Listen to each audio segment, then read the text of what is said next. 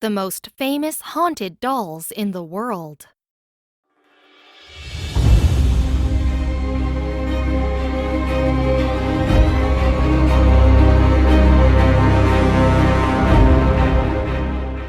The world is full of haunted dolls, and I mean full. You really can't throw a rock or two without hitting a scary doll that might or might not hold a captive spirit or a lingering demon. Bizarre and oftentimes harrowing effigies that seem to defy gravity, logic, and common sense. In today's article, we're going to give you the scoop on some of the most well-known examples, aside from that cool Krusty Doll from the Simpsons Halloween Special, of this phenomenon.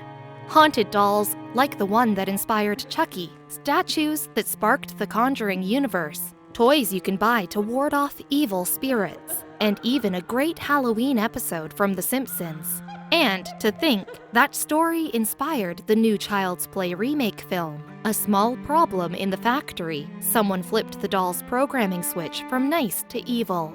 Today we're going to explore the most famous haunted dolls in the world.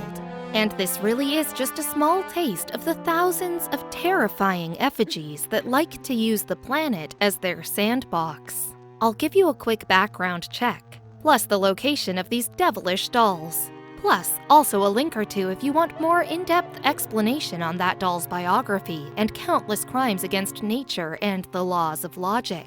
So, watch on, only if you dare. Annabelle.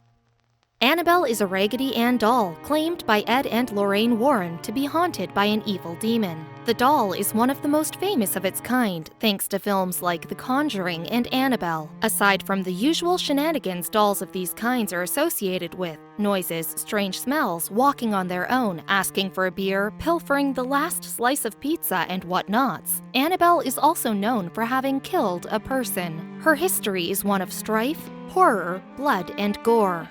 Right now, the doll is safely secured at the Warrens Occult Museum, a cabinet of curiosity of supernatural objects and cursed mementos. No one dares plays with it, and the few brave enough to actually take it, Annabelle, out of her box, later recount a myriad of psychic assaults and unnerving dreams. Robert the doll.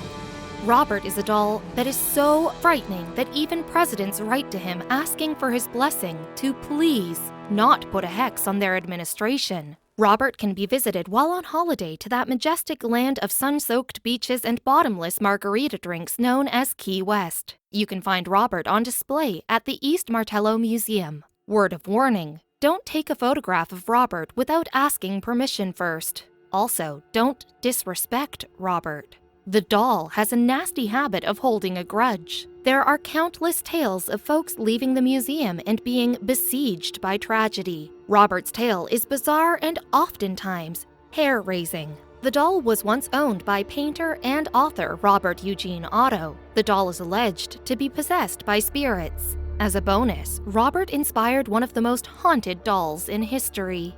Chucky, Pulau Ubin haunted doll. The story starts off in 1914, during World War I. Supposedly, the British arrested a German couple in Singapore. They presumed were spies. The couple's daughter ran off and managed to get away, only to plunge off a steep cliff in Pulau Ubin and crash to her death. Natives constructed a reliquary in her memory with a porcelain altar and a Barbie doll that reportedly contains her crucifix. The doll, it is said, holds the child's spirit and soul. The effigy, some claim, is haunted, and over time it has become a local deity. The doll, benevolent in nature, helps the community and guards them against ill fortune. Every year a festival is held and offerings are made to the doll. Okiku.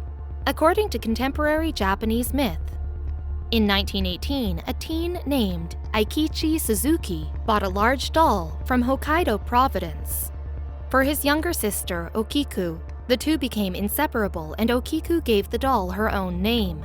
At about 40 centimeters tall and draped in a classical kimono, the doll was lovely. Its hair was raven black and trimmed to roughly shoulder length, in a traditional okappa hairstyle. Her eyes were penetrating coals that seemed to consume everything up in their gaze.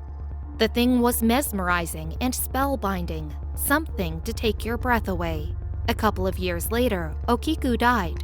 Her family came to believe that Okiku's ghost was occupying the doll. The thing would move around, and even more harrowing, okay, maybe not as much as, hey, that doll is moving. Its hair was growing.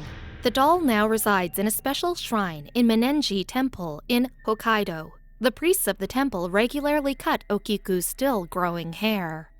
Mandy. Mandy's origin is still a mystery. The doll was either made in England or Germany between 1910 and 1920.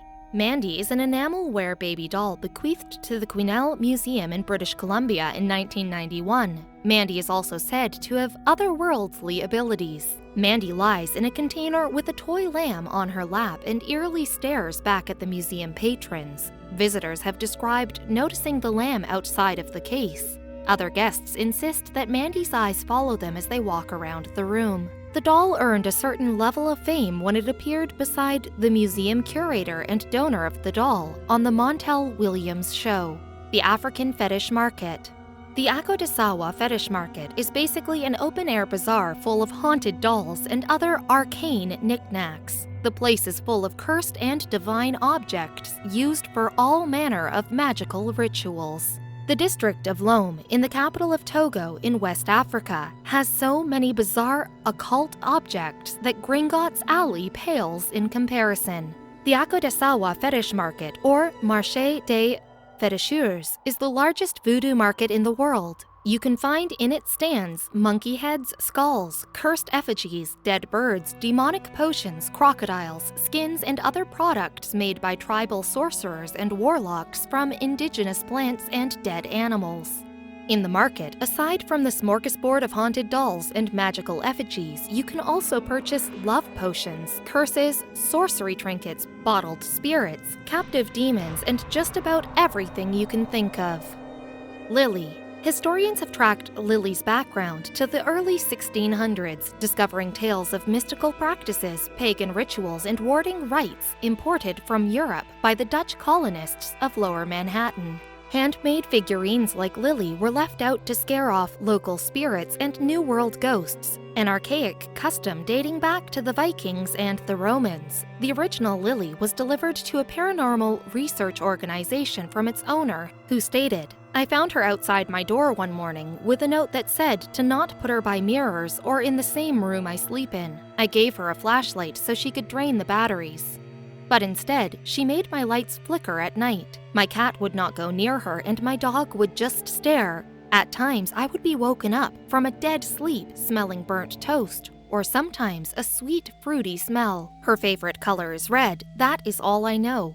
The doll started to act strange and give off extremely unnerving paranormal vibes. The research group started to mass-produce dolls using the original's template. Now, you can actually own a Lily doll for Halloween. Haunted dolls have always fascinated humanity, since their bygone days in Egyptian lore as a talisman against demons and other nasty critters, to their stump through medieval Europe as not only playthings but as ritual fetishes against vampires, ghosts, and ghouls. The first haunted dolls in history, and most of the ones outside of the United States, aren't evil creations hell-bent on our destruction, but magical entities emboldened by noble spirits to fight against the forces of darkness and protect us.